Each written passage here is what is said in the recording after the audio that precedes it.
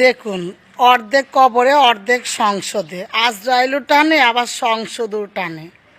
ওই যে কথায় বলেছে না, পঙ্গু দেশ, পঙ্গু এদেশের এমপি মন্ত্রীরা। ক্ষমতার লোভ কাকে বলে, কত প্রকার, কি কি, এদের না দেখলে জনগণই বুঝতই না। মানে এই শরীর নিয়েও ক্ষমতা টিকে থাকতেই হবে, নিজেদের শরীর চালাতে হিমশিম, তারপরে এদের ক্ষমতায় টিকে থাকতেই হবে। কেন, রাজনীতিতে কি কোনো অবসর নাই?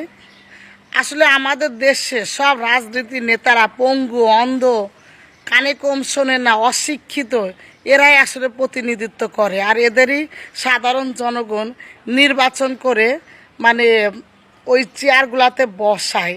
এটা আসলে কি বলবো, অন্ধত্ব দেশ ছাড়া আর কি বলার আছে। এই লোকটাকে দেখে আমাদের রাজনৈতিক অঙ্গনে অনেক কিছু শেখার আছে।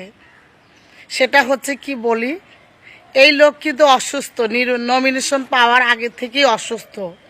উনি চাইলেই কিন্তু কোনো একটা স্ট্রং কর্মীর হাতে ওনার নমিনেশন সাবমিট করে ওনাকে সহযোগিতা করে দাঁড় করাতেই পারতেন।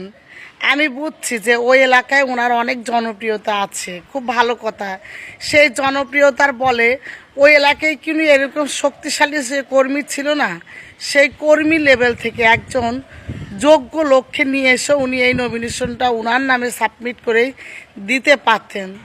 তাহলে কি হতো, আজকে ওনাকে এত কথাও শুনতে হতো না, সংসদ নিয়ে মানুষের এত মাথা ব্যথাও থাকতো না। কিন্তু দেখেন, ক্ষমতার এমন একটা পাওয়ার, উনি নিজেই মানে এখান থেকে যে সরে দাঁড়াবে উদার মনের অংশটুকু উনি দেখাতে পারেনি, যে আমি অসুস্থ, আমি নির্বাচন করব না, আমার এই নির্বাচনের নমিনেশন পেপারটা আমি অন্য কারো হাতে দিয়ে দিলাম। কিন্তু না, ক্ষমতা এমন একটা জায়গা জিনিস যেখানে কবরে চলে যাচ্ছে, তারপরও ক্ষমতা হস্তান্তর করছে না।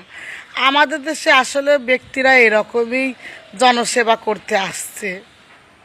তাহলে বুঝে নেন যে এদের দ্বারা জনগণ কি উপকৃত হতে এসেছে।